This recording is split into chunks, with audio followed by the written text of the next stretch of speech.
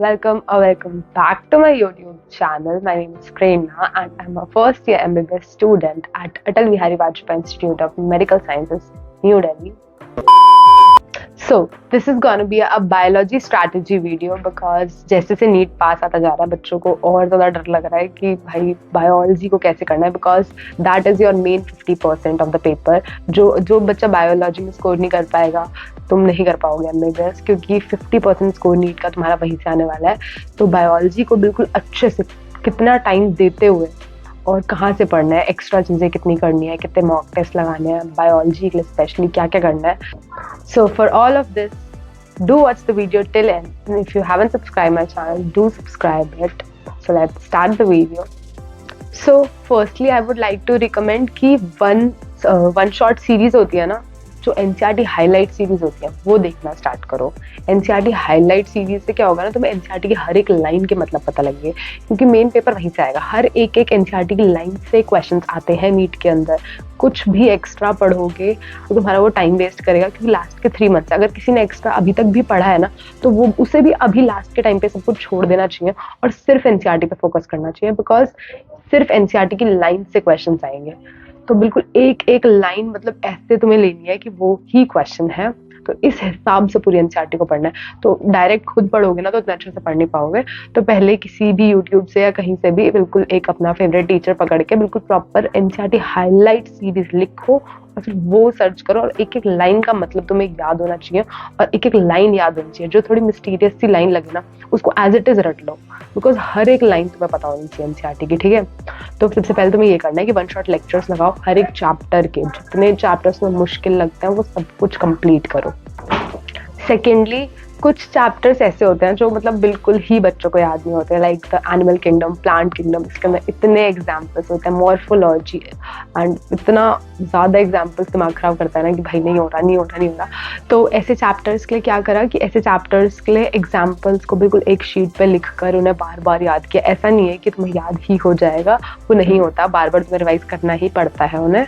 ठीक है, तो ये कर लो. या फिर दूसरी एक और ट्रिक है कि तुम ना उन्हें वॉइस नोट्स में रिकॉर्ड कर लो एंड फिर उन्हें ना बार बार सुनते रहो रीप्ले में कि जैसे सारे एग्जाम्पल्स बोल. जब तुम्हें कोई भी अगर फिजिकल एक्टिविटी या कुछ भी एक्स्ट्रा कर रहे हो ना, जैसे मैंने सबको पिछली वीडियो में भी सजेस्ट किया था कि तुम वॉक कर सकते हो आधे घंटे, बिकॉज वो तुम्हारे को एक माइंड रिफ्रेश भी हो जाएगा और एक एक्टिविटी भी हो जाएगी. तो उस टाइम पे तुम ये कर सकते हो कि तुम सुनो, उन वॉइस नोट्स को सुनो. ऐसे क्या होगा कि तुम्हारी जो एग्जाम्पल्स ये सारी चीज़ें ना वो तुम बार बार रिपीट में सुन लोगे और तुम्हें वो सारी चीज़ें तो याद हो जाएंगी. ठीक है, तो ये था सेकंड पॉइंट कि तुम्हें जो एग्जाम्पल्स याद नहीं हो रहे हैं उनके लिए सारी चीज़ें कर सकते हो. थर्डली सबसे ज़्यादा इंपॉर्टेंट PYQs करना, because half of the paper PYQs से ही रिपीट होता है. मैंने फिजिक्स के लिए भी यही बोला था, केमिस्ट्री बायोलॉजी सबके लिए सेम है कि हाफ पेपर तुम्हारा रिपीट होता है. तो फॉर बायोलॉजी मैं तुम्हें रिकमेंड करूँगी पोस्टफाल बुक्स की 35 ईयर्स नीट UG के लिए. ठीक है, तो इसके अंदर क्या है कि सारे जो वो है ना क्वेश्चंस वो तुम्हें topic wise and chapter wise मिलेंगे. तो मतलब तुम्हें अगर एक चैप्टर प्रिपेयर हो गया तो तुम उसके साथ ही उसके क्वेश्चंस कर लो ऐसे, क्योंकि अभी 3 महीने हैं. लास्ट के टाइम पे तुम्हें सिर्फ फुल मार्क्स करने पड़ेंगे, बट अभी के टाइम पे तुम टॉपिक वाइज सारे के सारे PYQs कर सकते हो इन बुक्स की हेल्प लेके. बहुत बच्चों ने पूछा था कि कोई प्रीवियस ईयर की बुक बता दो, तो ये है. और इसके अंदर क्या है, पूरी मतलब फ्लो चार्ट्स दिए हुए हैं बिल्कुल प्रॉपर. जैसे बायोलॉजिकल क्लासिफिकेशन है तो उसका पूरा फ्लो चार्ट ये सब दिया हुआ है, सारा पूरा कंसेप्ट क्लियरिटी के साथ फ्लो चार्ट्स बनाकर. एंड क्रिस्प रिवीजन के लिए छोटे छोटे बॉक्सेस भी हैं तुम्हारे लिए. ठीक है, तो जिसको भी अगर लेनी है बुक तो वो ये ज़रूर ट्राई कर सकता है. ठीक है, फॉर बायोलॉजी. एंड ऑल्सो अब से मैं तुम्हें ये भी रिकमेंड करूँगी कि अब तुम फुल मार्क्स भी लगाना स्टार्ट कर दो. अगर तुम अभी तक नहीं लगा रहे हो तो फुल मार्क्स के लिए भी मैं ओसवाल बुक्स की एक और बुक लेके आई हूँ जिसके अंदर 15 मॉक टेस्ट हैं. तो फिजिक्स, केमिस्ट्री, बायोलॉजी सब कुछ कंबाइंड. तो इसके अंदर क्या है, बिल्कुल लेटेस्ट पैटर्न के ऊपर क्वेश्चन हैं, तो तुम्हें वो बहुत चीज़ें हेल्प करेंगी. एंड मतलब बहुत अच्छे से बिल्कुल प्रॉपर जो नीट बेस्ड होता है ना वैसे दिए हुए हैं इसके अंदर पेपर्स. तो तुम इसे ज़रूर चेकआउट कर सकते हो. इसके अंदर ट्रेंड एनालिसिस ये सब भी दिया हुआ है कि लास्ट ईयर कहाँ से ज़्यादा क्वेश्चंस आ रहे थे, अब इस ईयर से कहाँ से ज़्यादा क्वेश्चंस आ रहे हैं. ये सारी चीज़ें भी इसके अंदर इंक्लूडेड है. लेटेस्ट 2022 का पेपर सॉल्व भी इसके अंदर प्रेजेंट है. सो तुम ये दोनों बुक चेक कर सकते हो, जिसको भी बायोलॉजी और फुल मार्क्स अभी के टाइम पे जो ज़्यादा बेसिक नीड है तुम लोगों की, तुम वो इनसे चेक कर सकते हो. ठीक है, links are in the description. So biology के अंदर ये सारी चीज़ें कर ली। एनसीईआरटीज बिल्कुल फोकस से करनी है, बिल्कुल एनसीईआरटी कोई भी मॉड्यूल्स नहीं करने हैं। अगर तुम कर भी रहे थे मॉड्यूल्स पहले, तो मैं अब ये नहीं बोल रही कि वो बुरे थे, बट अब टाइम आ गया है कि तुम इस टाइप से रिवीजन करो कि तुम्हें एनसीईआरटी की लाइंस ही बार बार करो रिवाइज। क्योंकि अगर तुम बार बार वही चीज़ें रिवाइज करोगे ना, तो तुम्हें ज़्यादा देर तक याद रहेंगी, और ज़्यादा देर तक याद रहेंगी ना, तो फिर तुम्हें वो नीट के एग्जाम में बहुत ज़्यादा हेल्प करेगा। तो मतलब तुम्हें सिर्फ एनसीईआरटी को ही पढ़ना है और बाकी सारी बुक्स को छोड़ दो इस टाइम पे।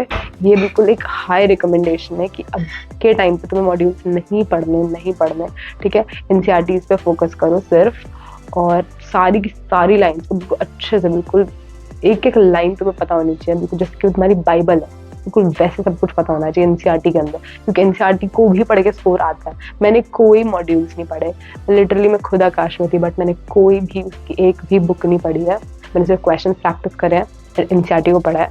तो एनसीईआरटी से भी स्कोर्स आते हैं, ऐसा नहीं है कि नहीं आते। सो जिन भी बच्चों को डर लग रहा है कि अब तो मॉड्यूल्स को हाथ नहीं लगा सकते, 3 महीने बच्चे हैं, तो तुम्हारे लिए एनसीईआरटी बिल्कुल जस्ट 1-2 बुकें हैं, बस वही तो पढ़नी है। तो उतना कर लोगे ना तो भी बहुत अच्छे से हो जाएगा। तो एनसीईआरटी पे बिल्कुल जम के फोकस करो कि बिल्कुल अच्छे से पढ़ रहे हो। सो thank you for watching this video. I hope this video helps you all. Biology के लिए इतना कर लो बहुत है, और लिटरली टाइम कम मत करना बायोलॉजी का। 3 से 4 घंटे बायोलॉजी पढ़नी ही पढ़नी है, और क्वेश्चंस करने ही करने हैं। कुछ बच्चे ये सोचते हैं कि नहीं केमिस्ट्री ही पढ़ेंगे, और क्या बोलते हैं फिजिक्स ही पढ़ेंगे, बायोलॉजी तो हो जाएगी। बायोलॉजी डुबो देगी अगर तुमने ये सोचा ना कि भाई नहीं देना टाइम बायोलॉजी को, क्योंकि उसको टाइम चाहिए, रिवीजन को टाइम चाहिए। तुम्हें लगेगा कि हाँ तुम्हें आता है, बट तुम्हें एग्जाम में मार्क्स तो नहीं आ रहे ना। 360 में से आ रहे हैं 360, नहीं आ रहे 300 क्रॉस भी बच्चों को मुश्किल से करते हैं। तुम्हें पूरी एनसीईआरटी आती होगी, फिर भी 300 क्रॉस नहीं कर रहे होते, क्योंकि तुम्हारा रिवीजन इतना अच्छा नहीं है। तुम्हें आते हुए भी उसको बार बार रिवाइज करोगे ना, जितनी बार रिवाइज करोगे उतने ज्यादा क्वेश्चन अच्छे से तुम्हारे सही होंगे, और 300+ का स्कोर आने लग जाएगा तुम्हारा। तो बिल्कुल बायोलॉजी को ऐसे रिवाइज करना है, ठीक है। So thank you for watching this video. I hope this video helps you all. So bye bye.